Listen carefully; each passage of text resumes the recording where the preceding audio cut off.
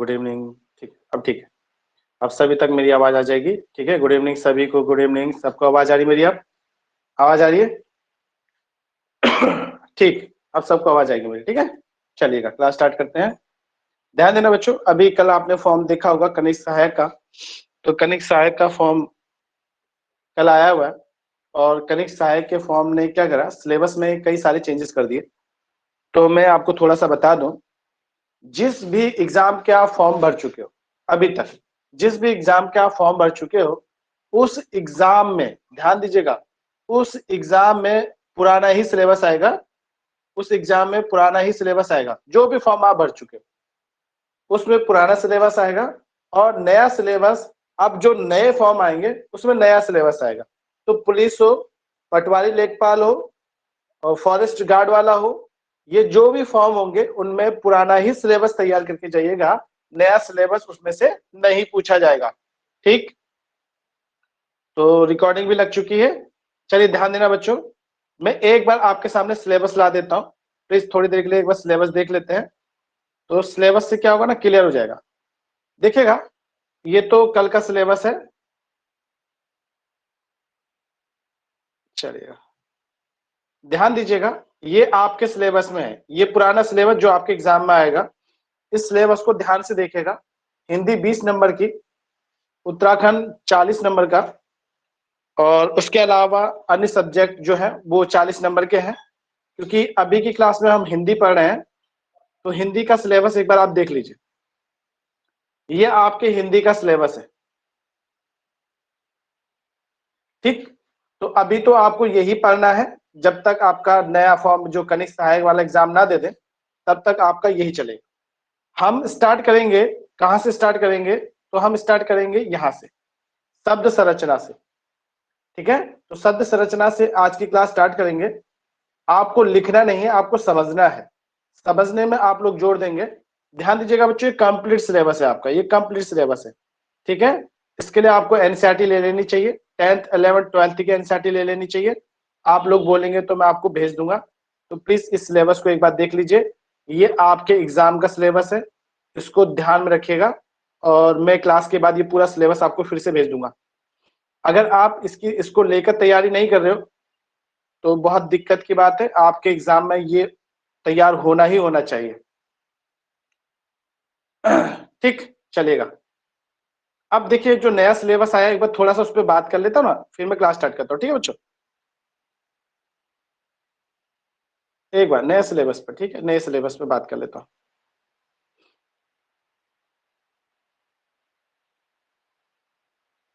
ये देखिए बच्चों, ये आपका नया सिलेबस आया।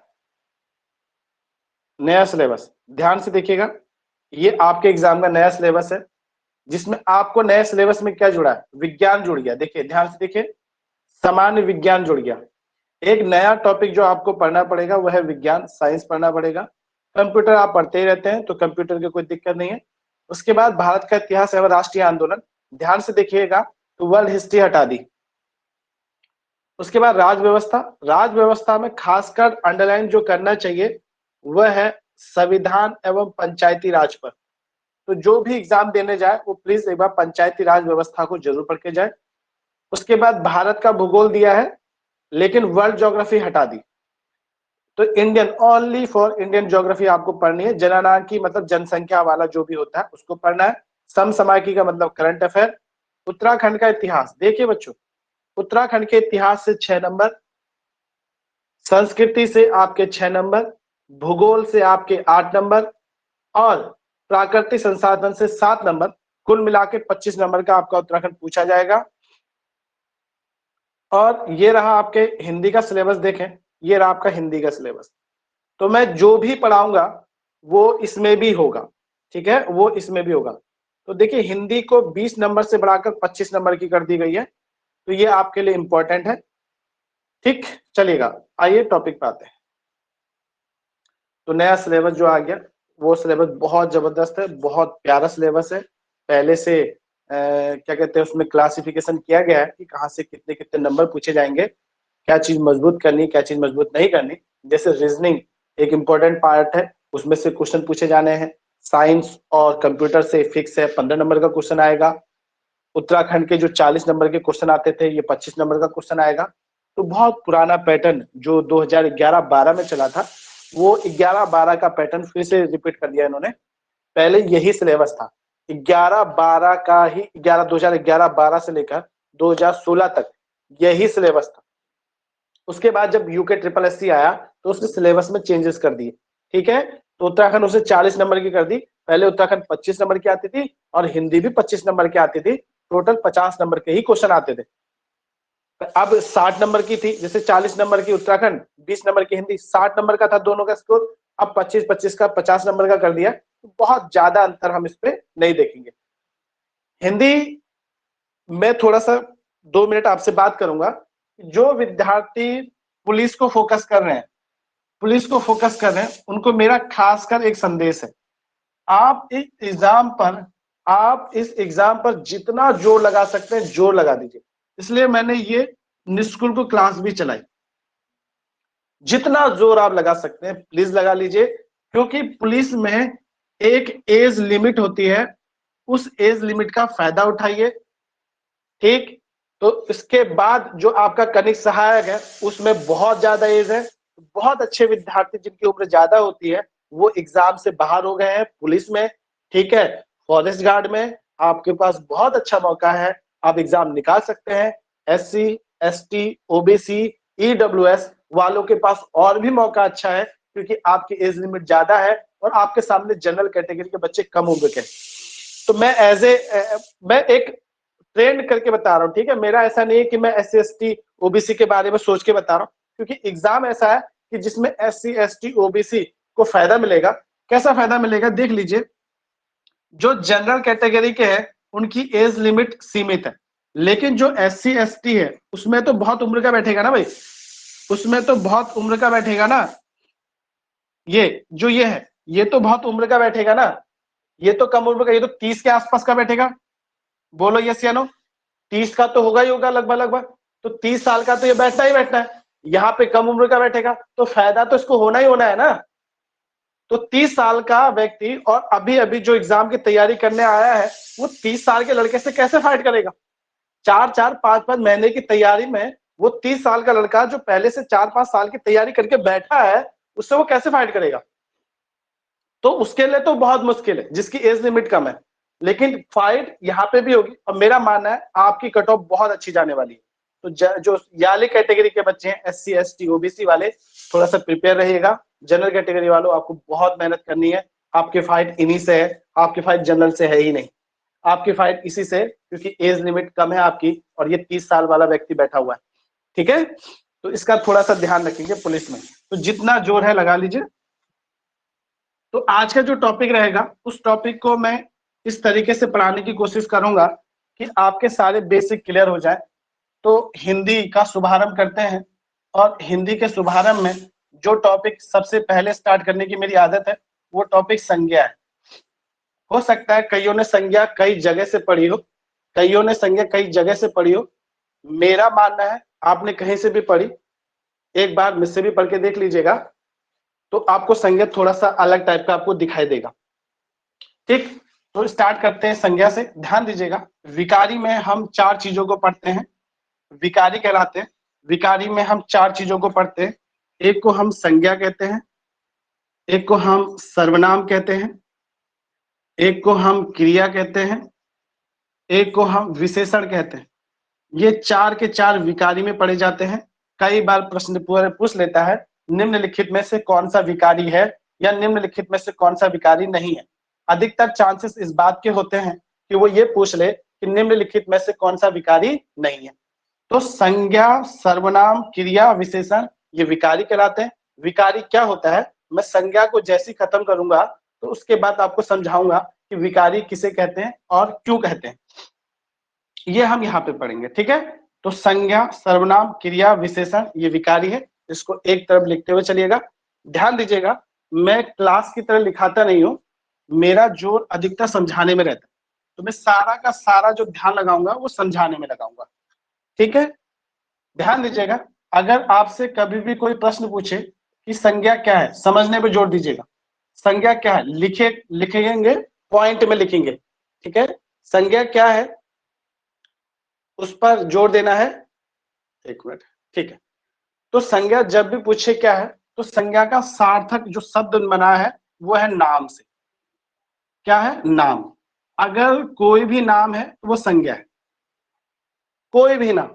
अगर मैं सीधा सा लॉजिक बता देता हूं, इस सृष्टि पर, इस सृष्टि पर, इस जगत पर अगर कोई भी चीज है जिसका नाम रखा गया है वो संज्ञा।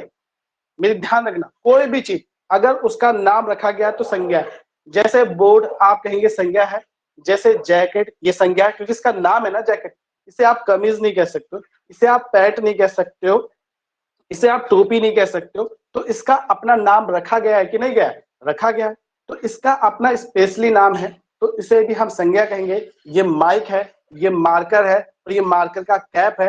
तो सबकी अपना, जिसका भी अपना अपना नाम रखा गया है वो संज्ञा है। मेरी नाक संज्ञा है, मेरे कान संज्ञा है, मेरे बाल संज्ञा है, मेरी आंखें संज्ञा है, मेरी आईब्रो संज्ञा है, मेरी दाढ़ी संज्ञा है। जो भी चीज जिसका भी नाम हो इस जगत में अगर वो विद्यमान है, जगत में क्या पूरे ब्रह्मांड में, क्योंकि सूर्य भी संज्ञा है, ठीक है, सूर्य भी संज्ञा है, तारे भी संज्ञा है, यहां तक कि रोशनी भी संज्ञा है क्योंकि उसका नाम रखा गया। रोशनी, प्रकाश, जो भी चीज आपके दिमाग में आती है अगर उसका नाम होता है तो वो संज्ञा है। तो बच्चे क्या करते हैं, बच्चे क्या करते हैं, उसे याद करने की कोशिश करते हैं। किसी वस्तु, स्थान, भाव आदि को संज्ञा कहते हैं। ये बच्चों को समझाने के लिए किया जाता है। आपकी उम्र बच्चों जैसी नहीं है, आप समझदार हो, एक अच्छी क्लास में पढ़ रहे हो, अब कंपटीशन की तैयारी कर रहे हो, आप बच्चा जैसा नहीं दोहरा सकते। तो संज्ञा का मतलब नाम, और नाम का मतलब कोई भी नाम, कोई भी नाम। जो पुराने बच्चे हैं वो भी क्लास लास्ट तक पढ़िएगा इसमें, क्योंकि नई चीजें मैं शामिल करूंगा। तो कोई भी नाम संज्ञा, इतना उम्मीद करता हूं संज्ञा की परिभाषा समझ में आ गई होगी। ठीक है, तो कोई भी नाम संज्ञा, ये आपने समझ लिया, बस उसका नाम होना चाहिए। अब प्रश्न संज्ञा को लेकर दो तरीके से आते हैं। अब संज्ञा के बारे में, संज्ञा के कितने भेद होते हैं? तो एक आपने देखा होगा उत्पत्ति के आधार पर, कई बार लिखा था उत्पत्ति के आधार पर, और एक होता है अर्थ के आधार पर, अर्थ के आधार पर। तो उत्पत्ति के आधार पर और अर्थ के आधार पर, जब भी उत्पत्ति शब्द का यूज करें किसी में भी, किसी में भी, उत्पत्ति के आधार पर वाक्य के कितने भेद हैं, उत्पत्ति के आधार पर वर्णमाला में कितने वर्ण होते थे, उत्पत्ति के आधार पर शब्दों के कितने भेद हैं, उत्पत्ति के आधार पर पहला क्या कहते हैं भाषा खंड कौन सा लिखा गया। तो ध्यान दीजिएगा, जहां भी उत्पत्ति शब्द आता है इसका मतलब होता है संस्कृत के आधार पर। जब भी उत्पत्ति आधा है तो उत्पत्ति के आधार पर होता है संस्कृत के आधार पर। तो संस्कृत में संज्ञाएं कितनी थी? ठीक है, उत्पत्ति के आधार पर अर्थ शब्द भी मिलेंगे, उत्पत्ति के आधार पर वाक्य भी मिलेगा। तो जब भी उत्पत्ति शब्द आए तो आप समझ जाइएगा वो पूछ रहा है कि संस्कृत के आधार पर कितने थे। यानी उत्पत्ति को हम उत्पत्ति ना लिखकर अगर मैं मूल आधार भी लिखूं, मूल आधार पर भी लिखूं, तो तब भी इसका अर्थ तीन ही होगा। तो उत्पत्ति के आधार पर संज्ञा के केवल तीन भेद थे। ठीक, तो उत्पत्ति का अर्थ होता है संस्कृत के आधार पर, उत्पत्ति का अर्थ होता है मूल रूप में संज्ञा के कितने भेद हैं। तो दो में से जो भी लिखे आप संख्याएं बताएंगे तीन। जब वो अर्थ के आधार पर बताए तो आप बताएंगे 5। ये अर्थ के आधार पर कैसे आ गया? कैसे उत्पत्ति के आधार पर 3 हम अभी भी नहीं पढ़ते, अब हमें अर्थ के आधार पर पढ़ने की जरूरत क्यों पड़ती? क्योंकि जब संस्कृत लिखा जा रहा था तब व्याकरण अपने प्रारंभिक दौर पे था, और जब भी कोई नियम विकास क्रम पर आगे की ओर बढ़ता है, विकास क्रम पर आगे की ओर बढ़ता है, तो हम देखते हैं उसमें बदलाव स्वाभाविक है, उसमें चेंजेस होंगे ही होंगे। तो समय समय पर हिंदी पर चेंजेस किए गए। और आपको जानकारी के लिए बता दूं, व्याकरण लिखने का काम व्यवस्थित रूप से 1950 के बाद किया गया। 1950 के बाद तब किया गया जब जब ये आवश्यकता पड़ी कि हिंदी को व्यवस्थित किया जाना चाहिए, क्योंकि उससे पहले अंग्रेजी, फारसी, उर्दू ये चीजों का मिश्रण था। अब हिंदी भाषी राज्यों को ये लगा कि हिंदी को भी तो व्यवस्थित होना चाहिए, तब पहली बार जाकर हिंदी को व्याकरण लिखने का काम किया, जिसमें व्याकरण के बहुत सारे ग्रंथ लिखे गए हैं। ठीक, उसमें से कामता प्रसाद गुरु का नाम बहुत स्पेशली लिया जाता है। ठीक, तो व्याकरण के आधार पर तो उत्पत्ति के आधार पर 3, अर्थ के आधार पर 5। अब प्रश्न होता है कि उत्पत्ति के आधार पर कौन से 3? तो उत्पत्ति के आधार पर जो 3 होते हैं उनमें से एक होता है व्यक्ति, एक होता है जाति, एक होता है भाव। तो व्यक्तिवाचक, जातिवाचक और भाववाचक। अब प्रश्न होता है 5 कैसे हो गए? तो ये 5 इसी प्रकार हुए जैसे मैंने कहा व्यक्तिवाचक संज्ञा, यहाँ पे भी व्यक्तिवाचक आएगा। मैंने कहा जातिवाचक, तो जातिवाचक यहाँ पे भी आ गया और भाववाचक यहाँ पे भी आया। तो 5 कैसे हुए? तो हमने जातिवाचक के 2 भेद कर दिए। तो एक को कहा हमने द्रव्यवाचक और एक को कहा हमने समूहवाचक। तो इसलिए ये 5 हो गए। ठीक है, तो संस्कृत के आधार पर, उत्पत्ति के आधार पर 3, व्यक्तिवाचक, जातिवाचक, भाववाचक, अर्थ के आधार पर 5, व्यक्तिवाचक, जातिवाचक। तो 1, 2, 3, 4 और 5, ये 5 होते हैं। ठीक है, तो यहां तक किसी को कोई डाउट? यस या नो बोल दीजिए, जल्दी से यस या नो बोलिए, क्योंकि मैं लिखाऊंगा नहीं, जो भी मैं बोर्ड पर वर्क कर रहा हूं आप उसी को उतारते हुए चलेगा। थोड़ा सा अपनी स्पीड तेज रखिएगा। ठीक है, आइए ध्यान देना बच्चों। अच्छा, मैंने 2 बच्चों की रिक्वेस्ट एक्सेप्ट नहीं करी, कारण बता देता हूं। एक ने लिखा, एक के नाम में आया सोना बाबू। ठीक है, तो उसकी जो रिक्वेस्ट आई वो सोना बाबू के नाम से आई है, और एक का आया तेरा जानू। तो 2 नाम की रिक्वेस्ट मैंने एक्सेप्ट नहीं करी, सोना बाबू और तेरा जानू। तो मैंने उसको एक्सेप्ट नहीं किया। नाम सुधारिए, जो नाम रखा है माता पिता ने उस नाम पर अपनी रिक्वेस्ट भेजी, तो मैंने उसको हटा दिया। ठीक, आइए संज्ञा को समझने की कोशिश करें। होता क्या है, संज्ञा को बहुत से लोग समझ ही नहीं पाते, रटने की कोशिश करते हैं। मेरा जो उद्देश्य रहेगा वो समझाना रहेगा। ठीक है, वो समझाना रहेगा। तो बेसिक डिफरेंस हम व्यक्तिवाचक और जातिवाचक में देखेंगे, अंतरों के साथ समझने की कोशिश करेंगे। और जब भी हम किसी भी चीज को अंतरों के साथ समझने की कोशिश करते हैं तो बहुत सी चीजें स्पष्ट हो जाती हैं, हम कहीं भी फंसते नहीं। ठीक है, हम कहीं भी फंसते नहीं, वरना फंसना स्वाभाविक है इसमें। देखिए व्यक्तिवाचक और जातिवाचक में समझिएगा। देखिए व्यक्तिवाचक का मतलब होता है कि ये पूरे विश्व में या इसलिए अकेला होगा, सिंगल। व्यक्तिवाचक हमेशा सिंगल होता है। ठीक है, और जाति हमेशा समूह में होती है, हमेशा समूह में। यानी जाति बहुत सारी होती है। जैसे भाई देख लीजिए, अगर मैं कहूं जातियां बहुत सारी होती है, जैसे शुक्ला, त्रिपाठी, द्विवेदी, पांडे, टमटा, आर्या, भंडारी, तो जातियां तो बहुत सारी होती है ना। लेकिन अगर मैं कहूं भंडारी, एक जाति लिख ली मैंने भंडारी, लेकिन भंडारी जाति तो एक ही होती है ना, भंडारी तो एक ही जाति है, लेकिन जातियां बहुत सारी होती है। तो जो भंडारी होगा वो व्यक्तिवाचक है, लेकिन जातियां बहुत सारी होती है। लेकिन ध्यान देना, यहाँ पे मैंने भंडारी व्यक्तिवाचक लिखा है, ये भी गलत है। ठीक है, तो बहुत सारे क्वेश्चनों को आज हम समझेंगे। भंडारी भी जाती है, कैसे जाती है अभी हम समझेंगे। ठीक है, आइए।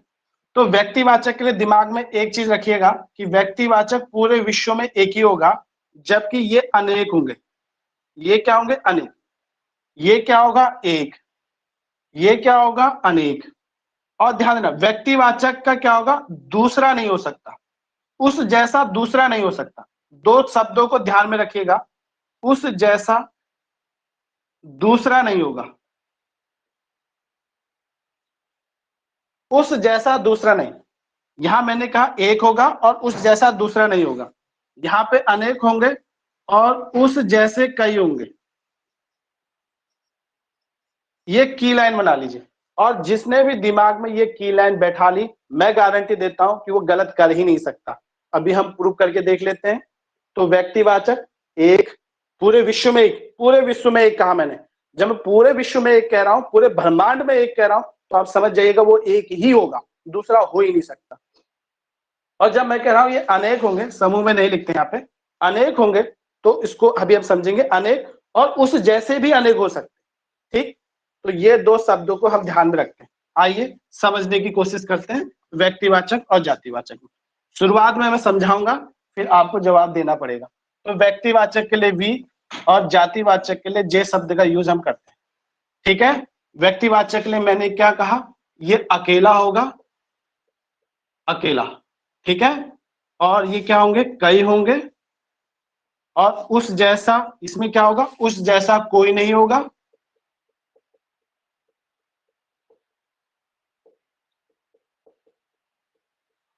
और यहां पे क्या होगा, उस जैसे कई होंगे,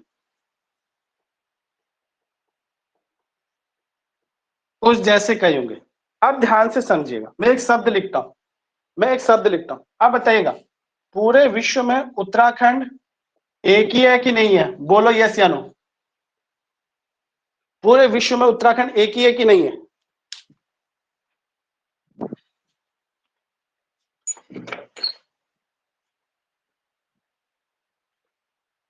आप कहेंगे जी सर एक ही है। आप बताइएगा राज्य कई है कि नहीं है? राज्य कई है कि नहीं है? है, राज्य कई है, ठीक। और उत्तराखंड जैसा भी कोई दूसरा नहीं है, उत्तराखंड जैसा भी कोई दूसरा नहीं है, ठीक। अब बताइएगा गौतम बुद्ध पूरे विश्व में एक है कि नहीं है? एक ही गौतम बुद्ध है, लेकिन महान व्यक्ति कई सारे हैं। गौतम बुद्ध भी महान थे, नेल्सन मंडेला भी महान था, बराक ओबामा भी महान था, महात्मा गांधी भी महान थे, मोदी जी भी महान है। तो महान तो कई हो सकते हैं, महान तो कई हो सकते हैं, ठीक, लेकिन गौतम बुद्ध एक ही मिलेगा, ठीक। जैसे राम, राम तो एक ही है, राम तो एक ही है, लेकिन भगवान कई हो सकते हैं, ठीक है। राम हिंदू धर्म के भगवान हो सकते हैं, इस्लाम धर्म के अपने ईश्वर हैं, ईसाई धर्म को मानने वाले अपने ईश्वर हैं, ठीक है। तो राम कई हो सकते हैं, लेकिन भगवान, ध्यान देना, राम एक ही है, भगवान कई हो सकते हैं। यहाँ पे भगवान में अभी मैं गोला कर रहा हूं, क्योंकि भगवान एक विचारधारा है, उसको हम बाद में समझेंगे जब थोड़ा सा लेवल थोड़ा सा ऊंचा हो जाएगा, तब मैं समझाने की कोशिश करूंगा, ठीक। अब ध्यान से समझिएगा, अब ये बताइएगा, चंपा उत्तराखंड हो गया, अब ध्यान दीजिएगा, उत्तराखंड हो गया, गौतम बुद्ध हो गया, अब ध्यान से समझिए, नर्मदा, नर्मदा नदी कितनी है? पूरे विश्व में एक ही है, जबकि नदी कई सारी हो सकती है, नदी कई सारी हो सकती है, नर्मदा व्यक्तिवाचक, नदी कई सारी हो सकती है, ठीक। इसी प्रकार अब मैं कुछ क्वेश्चन पूछूंगा, आपको जवाब देने हैं। तैयार है आप लोग? यस या नो बोलिएगा। आप लोग तैयार हैं? जल्दी से करिएगा बच्चों यस। मैं ज्यादा से ज्यादा पढ़ा देना चाहता हूं, क्योंकि मेरे पास केवल 15 दिन का समय है आपके लिए पूरा सिलेबस खत्म करने का, तो प्लीज अपनी स्पीड तेज रखिएगा। अब मैं जो क्वेश्चन पूछूंगा उसका जवाब आपको देना है, ठीक है। अब आपको बताना ये कहाँ रखेंगे, महल कहाँ रखिएगा। अगर वी व्यक्तिवाचक है तो वी उत्तर दीजिए, जातिवाचक है तो जे उत्तर दीजिए, जल्दी से। आप कहेंगे वी, वी नहीं है, ये महल जाति है। ध्यान दीजिएगा कई सारे महान महल होते हैं, भाई राजस्थान में भी महल है, ताजमहल भी है, ठीक है, मेवाड़ का महल है, छत्तीसगढ़ का महल है, महल तो कई सारे हो सकते हैं ना, बोलो यस या नो। महल तो कई सारे हो सकते हैं, लेकिन अगर मैं ताजमहल लिखूं तो ताजमहल, आप कहेंगे सर ताजमहल व्यक्तिवाचक है, क्योंकि ताजमहल एक ही है, ताजमहल एक ही है। मेवाड़ का महल, आप कहेंगे सर मेवाड़ का महल एक ही है। लाल किला एक ही है, लाल किला एक ही है। ये सब व्यक्तिवाचक, तो महल तो कई सारे हो सकते हैं, किला तो कई सारा हो सकता है, ठीक है। इतना बेसिक डिफरेंस समझ में आया? आइए, महल कई हो सकते हैं, ये हमने समझा। अगला, अब मैं लिख रहा हूं ग्रंथ व्यक्तिवाचक जातिवाचक, जल्दी से बताइएगा, ग्रंथ व्यक्तिवाचक जातिवाचक, तेजी से बच्चों प्लीज, फास्ट, तेजी से। आप कहेंगे सर ग्रंथ तो जातिवाचक है, बिल्कुल सही। अब बताइएगा गीता, कुरान, बाइबिल, ये सब के सब व्यक्तिवाचक है, ये सब के सब व्यक्तिवाचक। आप कहेंगे सर गीता तो बहुतों के दिमाग में आएगा, ध्यान से समझना बच्चों, आप कहेंगे सर गीता तो बहुत सारी बिकती है, ध्यान दीजिएगा प्रतिलिपियों की बात नहीं करें, ऐसे तो ताजमहल के कई सारी कॉपियां बिकती हैं, लेकिन ताजमहल एक ही होगा कि नहीं होगा? जब गीता लिखी गई होगी तो मूल रूप में गीता एक होगी कि नहीं होगी? बाइबिल एक होगी कि नहीं होगी? ठीक है, कुरान एक होगा कि नहीं होगा? कुरान की बाद में प्रतिलिपियां बनी, वास्तविक रूप से तो कुरान एक ही लिखा गया मूल रूप से। अभी बहुत सारे अंतर समझाऊंगा बच्चों। पृथ्वी व्यक्तिवाचक है कि जातिवाचक? जल्दी से स्पीड बढ़ाएंगे, बहुत सही। तो पृथ्वी व्यक्तिवाचक है, पृथ्वी व्यक्तिवाचक है। तो ग्रह, ग्रह तो आप कहेंगे ग्रह जातिवाचक है, पृथ्वी तो एक ही होती है, पृथ्वी तो एक ही है। पूरे ब्रह्मांड में कितनी पृथ्वी है? पूरे ब्रह्मांड में कितनी पृथ्वी है? पूरे ब्रह्मांड में कितने सूर्य हैं? ध्यान दीजिएगा। तारा, तारा बताइएगा जल्दी से बच्चों, प्लीज फास्ट। आप कहेंगे तारा जातिवाचक है, तारा जातिवाचक है। तो मैं उम्मीद करता हूं यहां तक आप समझ गए, तारा जातिवाचक है जबकि सूर्य व्यक्तिवाचक है। क्योंकि तारा, सूर्य भी एक प्रकार का तारा है लेकिन उसका अपना एक नाम है, और पूरे विश्व में एक ही सूर्य है, हम दूसरे सूर्य को नहीं जानते। ग्रह बहुत सारे हैं, बुध, शुक्र, बृहस्पति, मंगल, अरुण, वरुण, जितने भी हो सकते हैं ये सब ग्रह हैं, लेकिन पृथ्वी उनमें से एकमात्र अकेला ग्रह है, तो उसे हम व्यक्तिवाचक कहेंगे। क्लियर है? अब समझ में आया यस या नो? प्लीज बोल दीजिएगा। सबको बेसिक समझ में आ गया? बेसिक समझ में आ गया? आइए ध्यान दीजिएगा। अगर मेरा नाम राकेश है, मैं एक थोड़ा सा बेसिक समझाने की कोशिश कर रहा हूं, फिर थोड़ा सा आगे की ओर बढ़ेंगे। मेरा नाम राकेश है, तो राकेश किस प्रकार की संज्ञा होगी?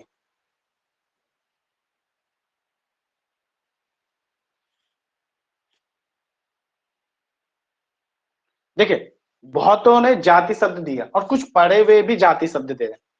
ध्यान दीजिएगा, मैं आपका कन्फ्यूजन समझ रहा हूं, मैं आपका कन्फ्यूजन समझ रहा हूं। राकेश व्यक्तिवाचक, आप कहेंगे सर राकेश तो बहुत सारे होते हैं, बोलो यस या नो। सबके दिमाग में ये आएगा। बहुत से लोग कहेंगे सर राकेश तो बहुत सारे होंगे, मेरे पड़ोस में भी राकेश रहता है, मेरे गांव में भी राकेश रहता है, मेरे मोहल्ले में भी राकेश रहता है, भारत में तो बहुत सारे राकेश होंगे। अच्छा, मैंने अपनी बात करी, तो आप बताइएगा जितने भी भारत के राकेश हैं, ध्यान से समझिएगा, जितने भी भारत के राकेश हैं उनमें से आप मुझे पहचान लोगे यस या नो? उनमें से आप मुझे पहचान लोगे यस या नो? आप मुझे पहचान लोगे ना? आप मुझे पहचान लोगे ना? ठीक है, तो यदि आप मुझे पहचान लोगे तो नवेश राणा कह रहा भाई मुझे नहीं पहचान पाओगे नवेश? ठीक है, तो पहचान लोगे ना भाई, राकेश मेरा नाम है तो आप मुझे पहचान लोगे कि हाँ सर ये इन्होंने हमें हिंदी पढ़ाई है, ये हिंदी पढ़ाते हैं, इन राकेश को हम जानते हैं, ये राकेश कौन है हमें नहीं पता। जैसे रवि नाम के कई होंगे तो आप कई रवि नाम के लड़कों को जानते होंगे, लेकिन उनके चेहरे से आप उन्हें पहचान सकते हो। ठीक है, इस बात का भी ध्यान रखना, कई बच्चे कंफ्यूजन कर लेते हैं। तो राकेश व्यक्तिवाचक है, जबकि लड़के कई सारे होते हैं, लड़कों की जाति होती है, लड़का ये जाति, लड़का कई सारे होते हैं। क्लियर? बेसिक डिफरेंस समझ में आया? बेसिक डिफरेंस समझ में आया व्यक्ति और जातिवाचक में? जाति अभी और आएगा, ठीक है, बस मैं व्यक्तिवाचक समझाना चाह रहा हूं। आइए बच्चों थोड़ा सा समझिएगा। अब मैं बताना चाह रहा हूं कमल, ये मेरा फेवरेट शब्द है, कमल, गुलाब, ये बताइएगा व्यक्तिवाचक है कि जातिवाचक? जल्दी से बच्चों प्लीज फास्ट। व्यक्ति की जाति, कमल व्यक्ति की जाति, ठीक है। अब ध्यान दीजिएगा, ध्यान देना, जिन जिन बच्चों ने इसे व्यक्ति कहा है तो ये व्यक्ति नहीं है, ये जाति होती है। अभी आप कहोगे सर अभी आपने राकेश कहा व्यक्तिवाचक, अब आप कमल कह रहे हो जाति होगी। ध्यान देना बच्चों, कमल मूल रूप में क्या है? तो मूल रूप में कमल फूल है। गुलाब क्या है? तो मूल रूप में गुलाब फूल है। मेरी बात ध्यान से समझना, मूल रूप में फूल है और फूलों की कई जातियां होती है, ध्यान से समझना, मेरी बात ध्यान से समझना, मेरी बात ध्यान से समझना।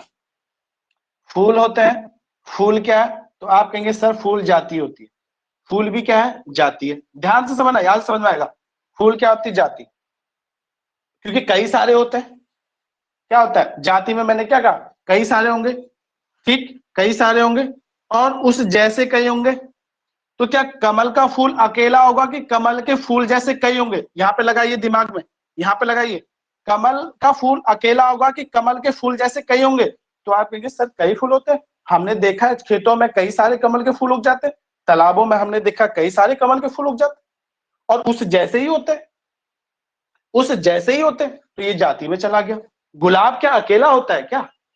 गुलाब के फूल कई सारे नहीं होते उस जैसे?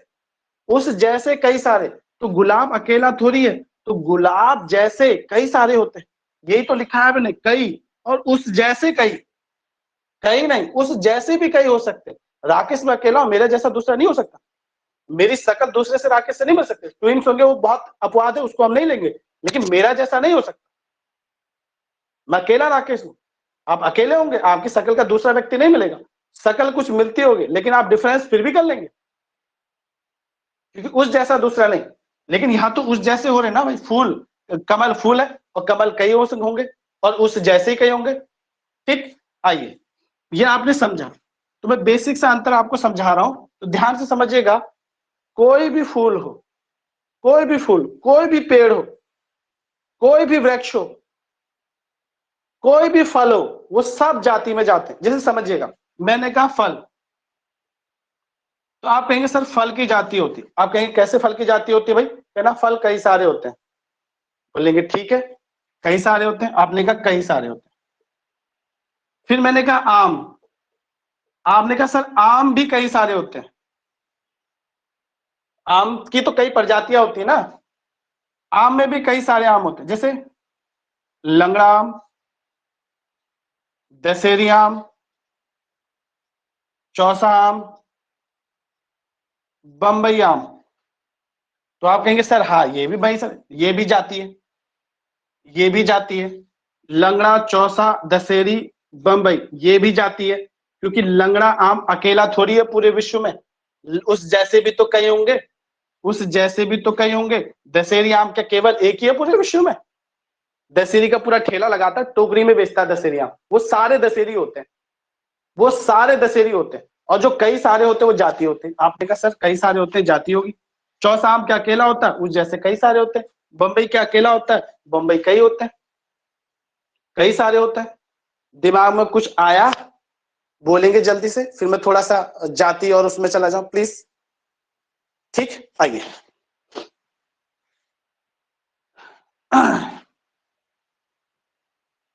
चलेगा, ये आपको समझ में आया? ठीक है, तो आपको क्या करना, बहुत सारे क्वेश्चन कीजिएगा, आपके सारे क्वेश्चन सही हो जाएंगे, नहीं होंगे उसके लिए मैं बैठा हूं। ध्यान देना, जो भी नए बच्चे इसमें जुड़े हैं मुझे व्हाट्सएप पे मैसेज कीजिएगा। क्लास इधर उधर होती रहती है, ये क्लास सुबेरे भी हो सकती है, तो मैं आपको कैसे मैसेज करूंगा कि क्लास कब होगी? तो प्लीज आप मुझे व्हाट्सएप पे जरूर मैसेज कर दीजिएगा कि सर हम आपके साथ पुलिस कांस्टेबल वाले बैच में जुड़े हैं, हमें ग्रुप में ऐड कर लीजिए। तो व्हाट्सएप पे एक ग्रुप बनाया, उसमें अपडेट आपको मिलती रहेगी। ठीक है, आइए अब मैं कुछ क्वेश्चन पूछता हूं, आप बताएंगे। कुछ क्वेश्चन पूछता तो आप बताएंगे। तो बताओ बच्चों, भैंस, भैंस, देखो अब आपके दिमाग में छप गया दोस्त, अब आपके दिमाग में छप गया। जानवर, जानवर,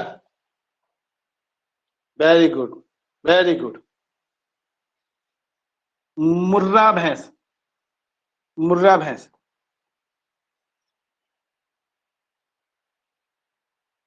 ये सब के सब जाती हैं। ठीक है, वृक्ष, यूकेलिप्टिस,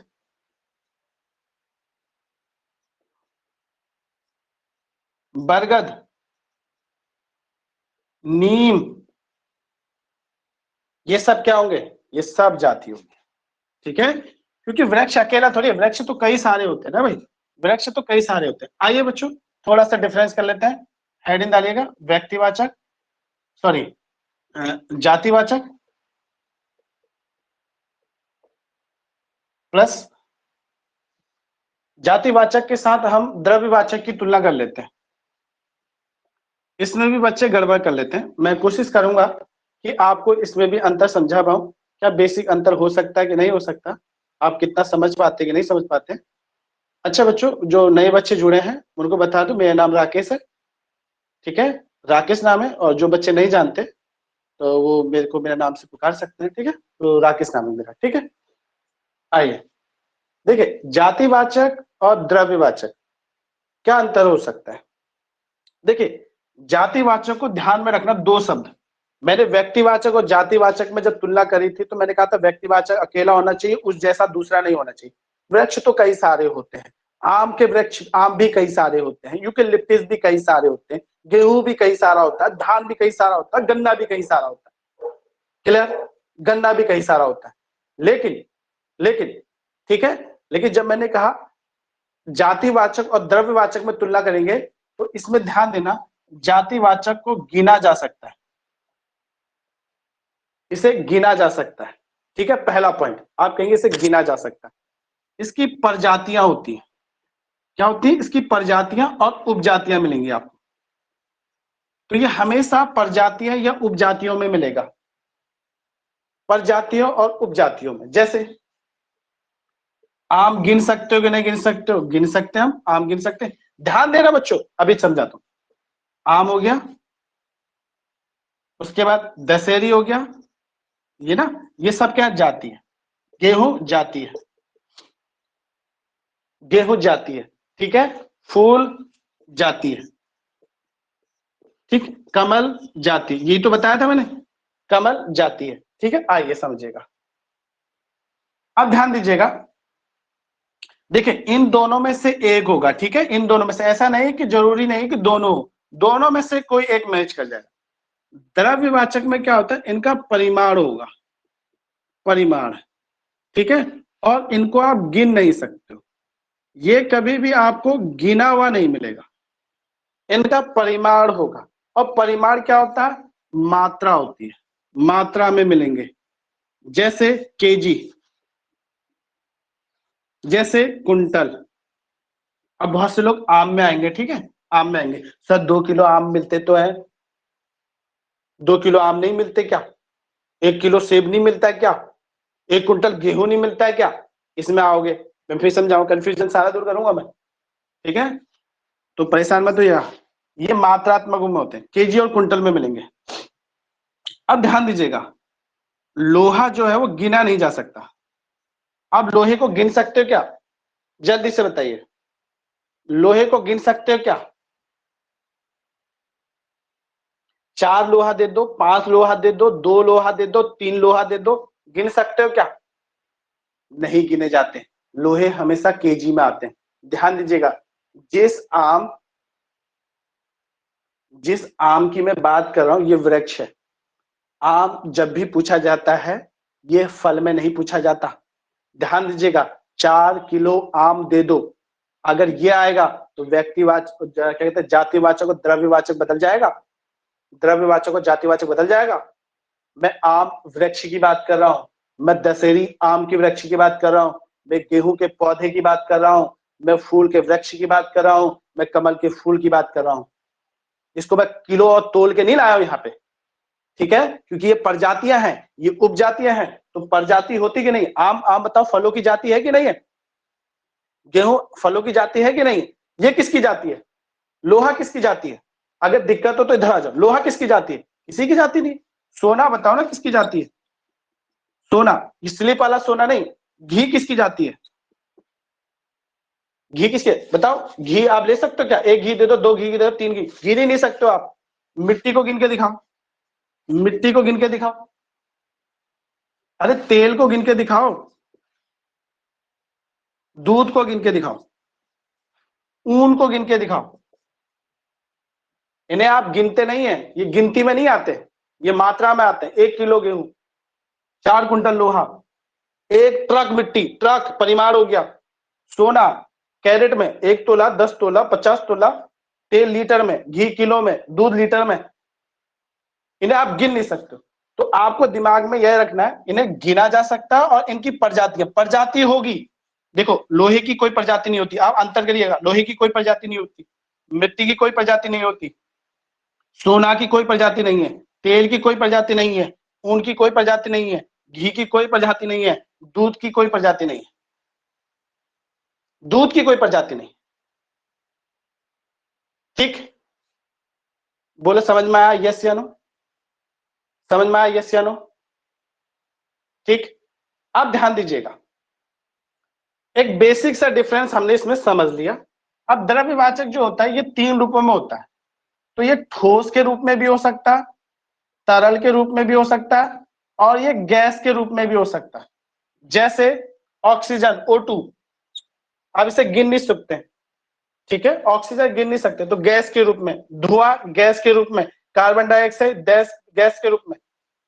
तो ये ठोस, तरल, गैस। द्रव्यवाचक कहते हैं कि ये पदार्थों में होते हैं।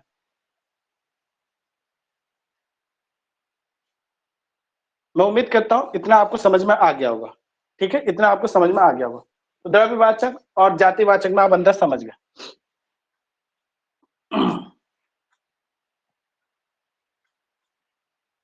ठीक है, चलिएगा,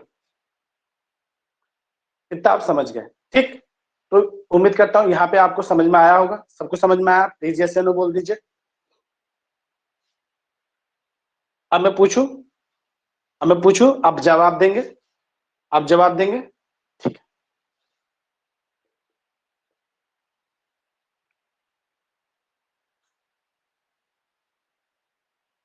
पत्थर क्या होगा? जाति होगा कि द्रव्य होगा? जाति होगा कि द्रव्य होगा?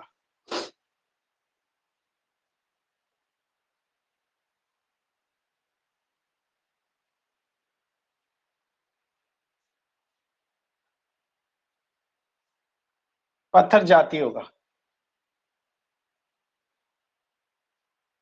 पत्थर जाति। एक पत्थर उठा के दे दे, दो पत्थर उठा के दे, 5 पत्थर लेके आना। गिना कि नहीं गिना आपने? गिना कि नहीं गिना? गिन लिया ना? लोहा नहीं गिना? एक लोहा ले आना, दो लोहा ले आना, दो सोना ले आना, दो घी ले आना, दो मिट्टी ले आना, दो तेल ले आना, दो दूध ले आना, दो ऊन ले आना, दो ऑक्सीजन ले आना, दो धुआं ले आना, दो कार्बन डाइऑक्साइड ले आना। ये नहीं गिना आपने, लेकिन पत्थर गिन लोगे आप, ठीक है, पत्थर आप गिन लोगे। लेकिन पत्थर को हम छोड़िए ना, वो तो गिन लिया। लेकिन अगर मैं यहीं पर सफेद दे देता तो आप क्या करते? सफेद, सफेद, सफेद किस में डाल देते हैं?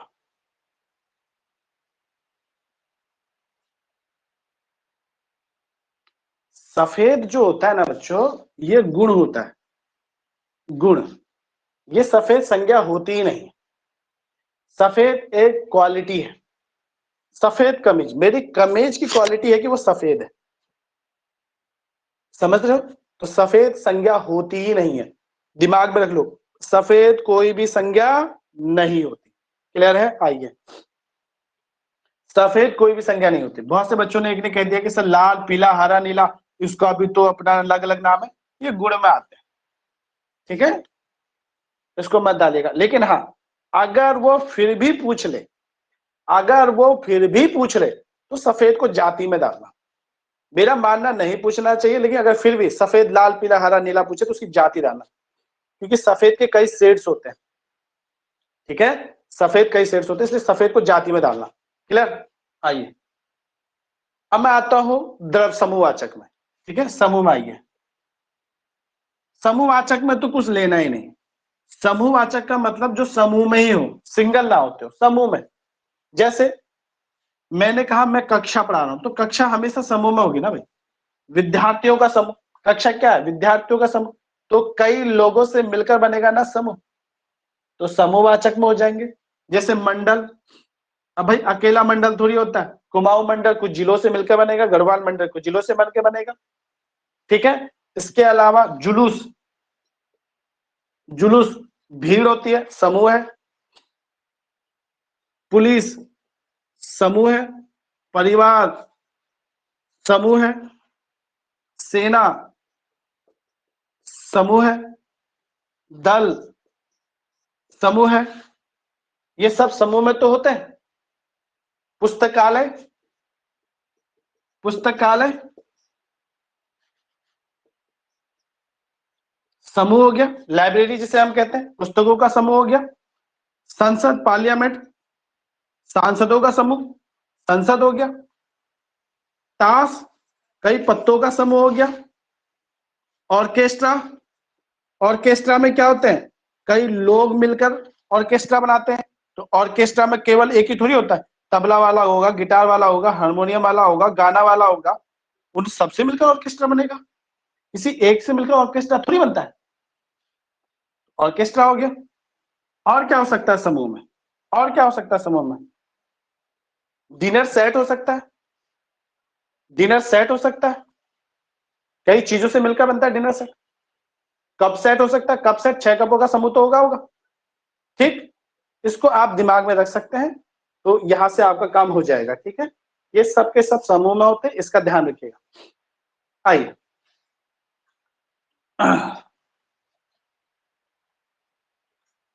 इसके बाद आपका काम है कि आपको क्या करना है, क्वेश्चन सॉल्व करना है। ठीक है बच्चों, केले, अंगूर, अंगूर लिख लीजिए, अंगूर समूह में हो गया। अंगूर लिख लो, समूह में हो गया। केले लिख लो, समूह में हो गया।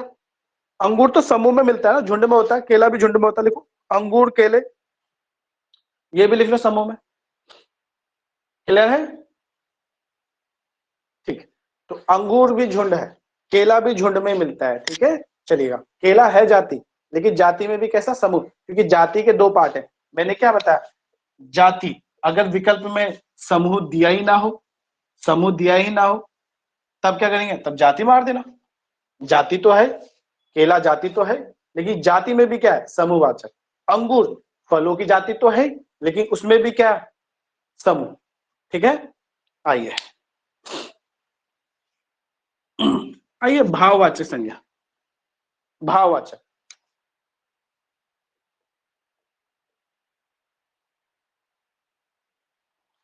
भाववाचक, मैं व्यक्ति बता चुका हूं, मैं जाति बता चुका हूं, मैं द्रव्य बता चुका हूं, मैं समूह बता चुका हूं। 5वां है आपका भाववाचक। ये थोड़ा सा बड़ा है, धैर्य बनाइएगा, मैं इसको खत्म करके क्लास ऑफ करूंगा। ठीक है, तो प्लीज भाववाचक संज्ञा क्या होती है, ध्यान दीजिएगा। पहले आपको भाव से समझना पड़ेगा। भाव देखिए, भाव को आप छू नहीं सकते, भाव छुआ नहीं जा सकता। भाव एक महसूस करने वाली चीजें होती है।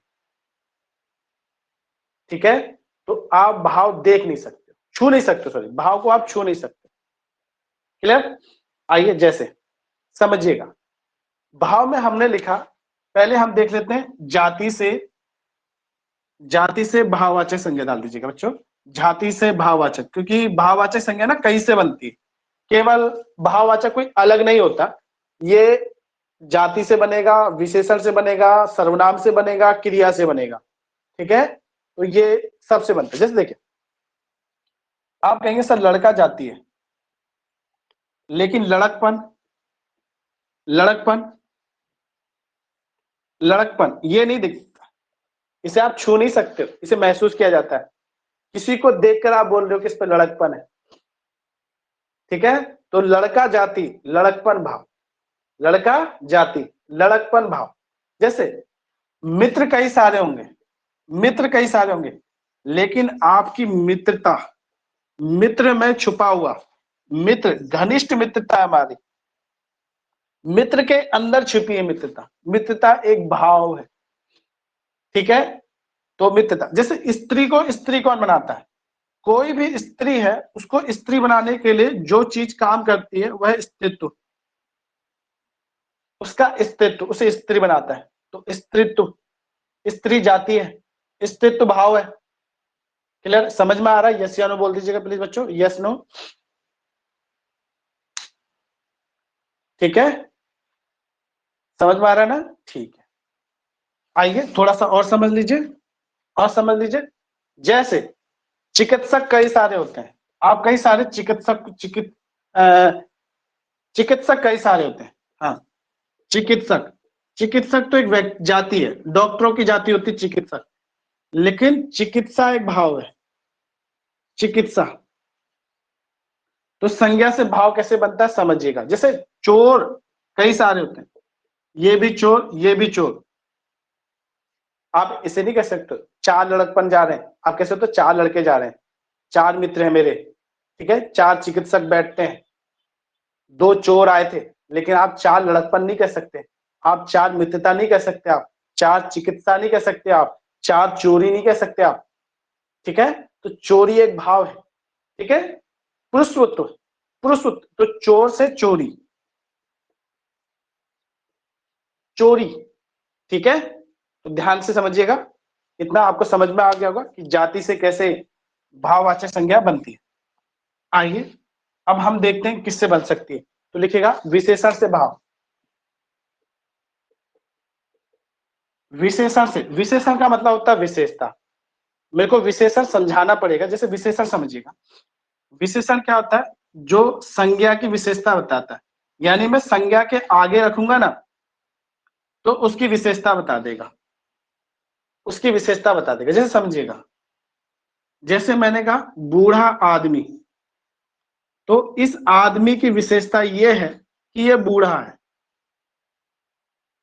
तो देखिए जो विशेषण होगा वो विशेषता बताएगा। किसकी विशेषता बताई? आदमी की। आदमी क्या है? बूढ़ा है, ठीक। लेकिन अगर मैं इसके बदले बुढ़ापा लिख दूं, बुढ़ापा लिख दूं, तो बुढ़ापा आदमी नहीं हो सकता,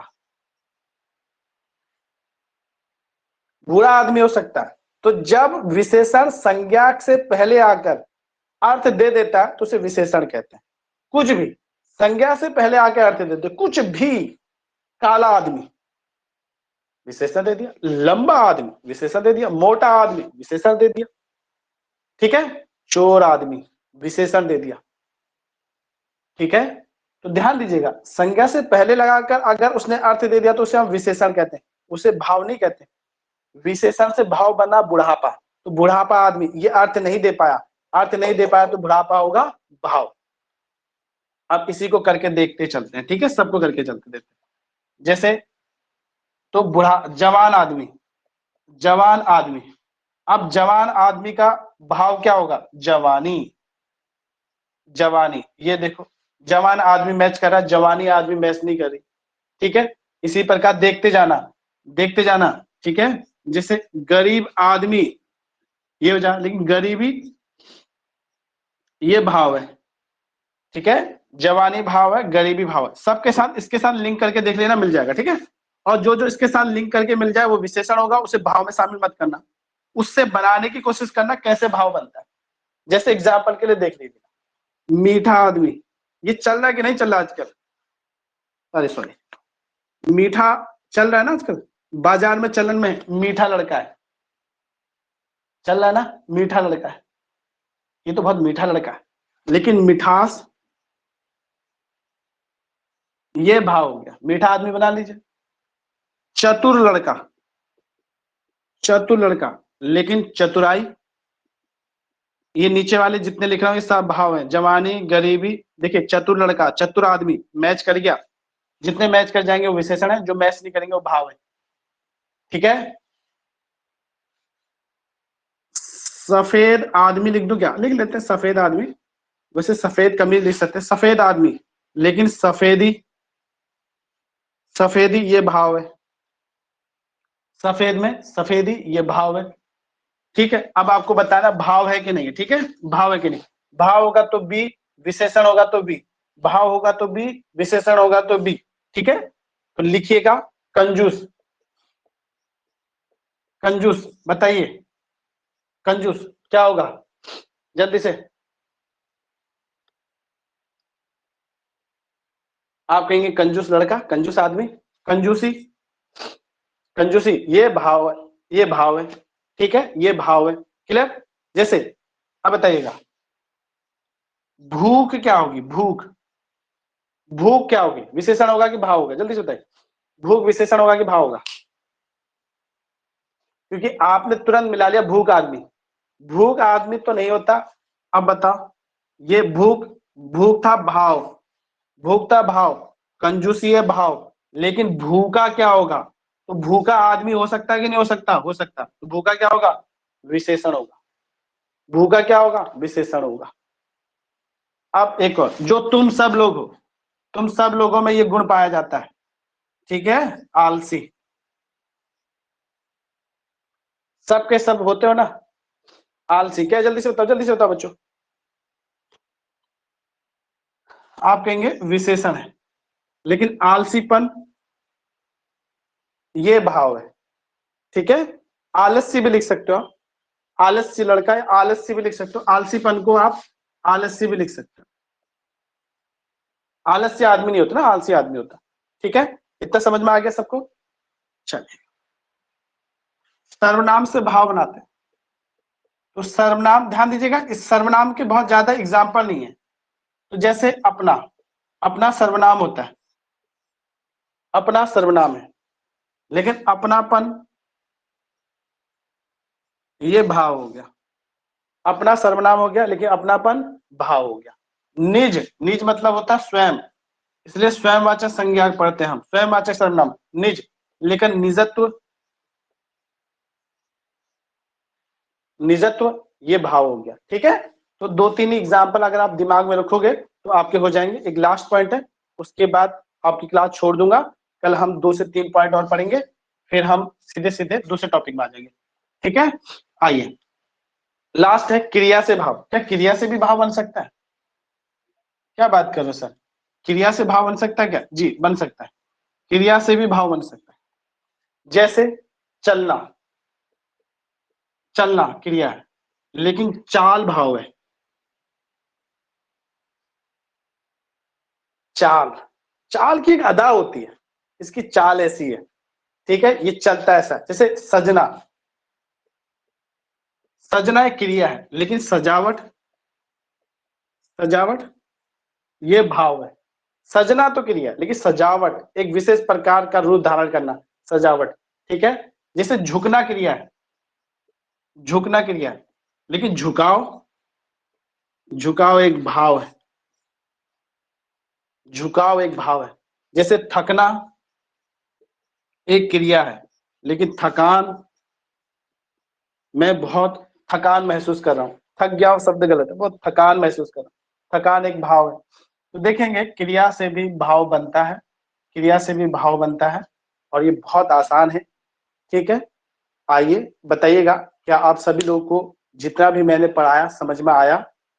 ठीक, जल्दी से प्लीज सबके सब लोग एक स्वर में, सबके सब लोगों को समझ में आया? ठीक, और जिनको जिनको ध्यान देना, जो मैं पढ़ा रहा हूँ किसी को मत बताना कि सर ने ऐसे संज्ञा पढ़ाई। आप जितने लोगों को शामिल करना चाहते हो प्लीज शामिल कर सकते हो, सभी का भला होना चाहिए। इसलिए मैंने ये अपनी तरफ से निःशुल्क क्लासेस करी है। दिल्ली में रहने का खर्चा आप लोगों ने निकाल के दिया मुझे साल भर का, इसलिए मैं दिल्ली में रह पाया हूँ। तो मेरा काम है कि मैं अब आपको लौटाऊं। तो मेरी तरफ से फ्री क्लासेस सबकी, उम्मीद करता हूँ आप सभी लोग इसे एंजॉय करेंगे, और जितने भी क्वेश्चन होंगे, जितने भी डाउट होंगे, जितने भी कॉन्सेप्ट आपको समझ में आएंगे और समझ में नहीं आएंगे वो आप मुझसे पूछेंगे। क्लियर है? तो चलिए बच्चों, आज की लाइन यही समाप्त करते हैं, मिलते हैं कल, तब तक के लिए नमस्कार।